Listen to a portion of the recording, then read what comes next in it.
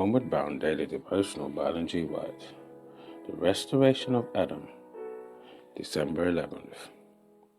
So all the days of Adam lived were 930 years, and he died. Genesis chapter 5, verse 5. As the ransomed ones are welcomed to the city of God, there rings out upon the air an exultant cry of adoration. The two Adams are about to meet. The Son of God is standing with outstretched arms to receive the Father of our race, the being whom he created, who sinned against his Maker, and for whose sins the marks of crucifixion are borne upon the Saviour's form. As Adam discerns the prints of the cruel nails, he does not fall upon the bosom of his Lord, but in humiliation casts himself at his feet, crying, "Worthy, worthy is the Lamb that was slain."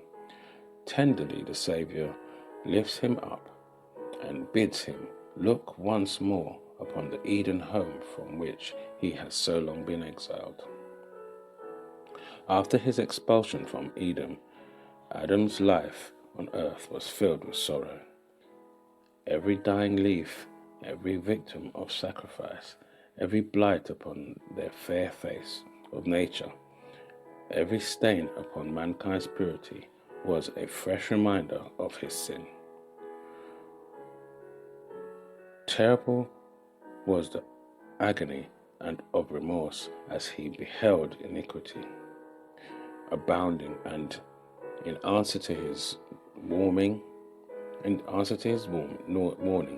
met the reproaches cast upon himself as the cause of sin.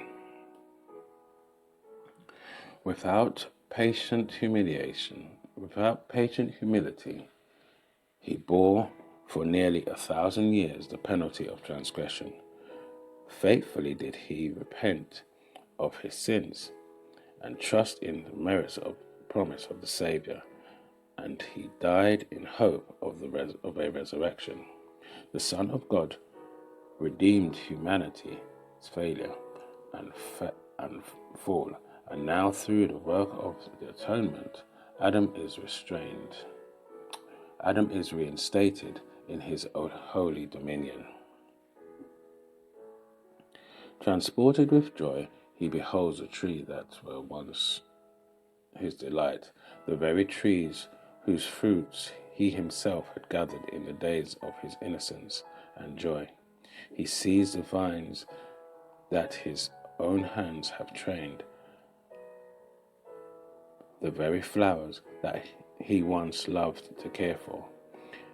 His mind grasps the reality of the scenes.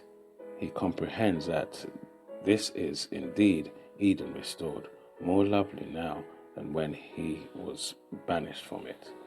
The Saviour leads him to the tree of life and plucks the glorious fruit and bids him eat. He looks about him and beholds a multitude of his family redeemed, standing in paradise of God.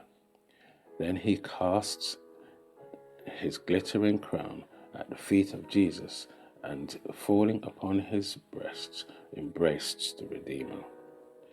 He touches the golden harp, and the vaults of heaven echo the triumphant song, "Worthy, worthy is the Lamb that was slain and lives again." The family of Adam take up the strain and cast their crowns at the Saviour's feet as they bow before him in adoration. Homeward Bound.